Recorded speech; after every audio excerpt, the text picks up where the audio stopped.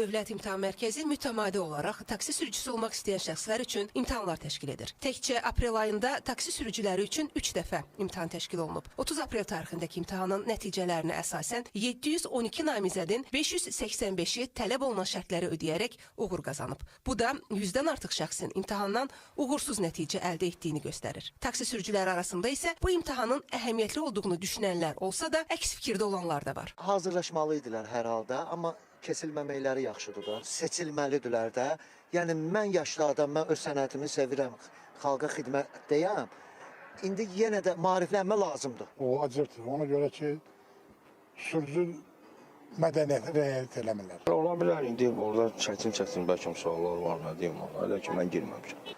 Dövlət İmtahan Mərkəzinin şöbə müdürü Xanlar Xanlarzadə bildirir ki, imtahanlar keçiriləndə hər dəfə 80-90% aralığında uğur göstəricisi əldə olunur. İmtahandan üzü ağ çıxanlar şəhadətnamə əldə edirlər ki, bu da 7 il müddətinə verilir. Onlar artıq taksi sürücüsü kimi işləmək hüquqlarını qazanırlar. Dövlət İmtahan Mərkəzi tərəfindən taksi sürücülərinin hazırlığının qiymətləndirilməsi imtahanları 2024-cü ilin avqust ayından etibarən təşkil olunur.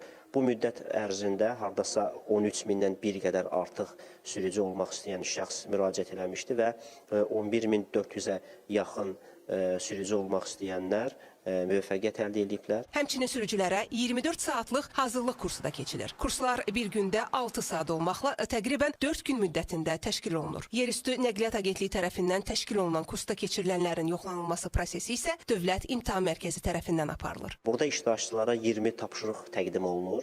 Əgər o 20 tapşırıqdan 10-una düzgün cavab verirsənsə, sən imtahanı keçmiş hesab olunursan. Sualların məzmunu nədən ibarətdir? Burada əsasən sürücülərin hüquqları nədir, onların vəzifələri nədir, eyni zamanda sərnişinlərin hüquqları, vəzifələri, müəyyən etik davranış qaydalarıdır, taksi minik avtomobilinin özünün istismar qaydaları ilə bağlı olan tələblərdir, həmçinin ilkin tibbi yardım hansı formada həyata keçirilməlidir. Bax, belə məzmunda onlara suallar təqdim olunur və 50% yuxarı nəticə göstərənlər müvəffəqiyyət qazanmış hesab olunurlar.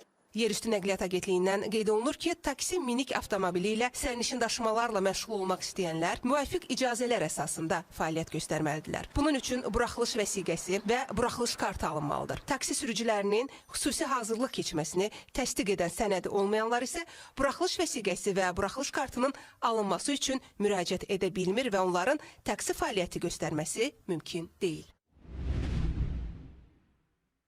Təlimlər tədris kabinetlərində və təlim meydançasında müvafiq sahə üzrə yüksək ixtisaslı, təcrübəli müəllim heyəti və təlim ustaları cəlb olunmaqla keçirilir.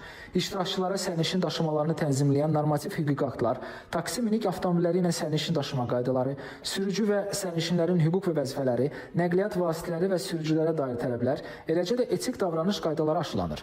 Tədris proqramına taksi fəaliyyətində tətbiq edilən müasir texnologiyalar və proqram təminatlarından istifadə, sürücünün iş və istirahət rejimi normalarına riayət olunması, sərnişin daşımada hərəkətin təhlükəsizliyinin təmin edilməsi və ilk tibbi yardımın göstərilməsi kimi mövzular daxil edilib. O da qeyd olundu ki, taksi minik avtomobilində sürmə təlimi zamanı hərəkətə başlama, manevr etmə və avtomobillərin yolun hərəkət hissəsində yerləşdirilməsi qaydalarına uyğun idarə etmə, sərnişinlərin rahatlığını və təhlükəsizliyini təmin edən idarə etmə üsulları, mürəkkəb yol şəraitində eləcə də hərəkətin intensiv olduğu yollarda və sutkanın qaranlıq vaxtı taksi minik avtomobilinin idarə edilməsi aşılanır.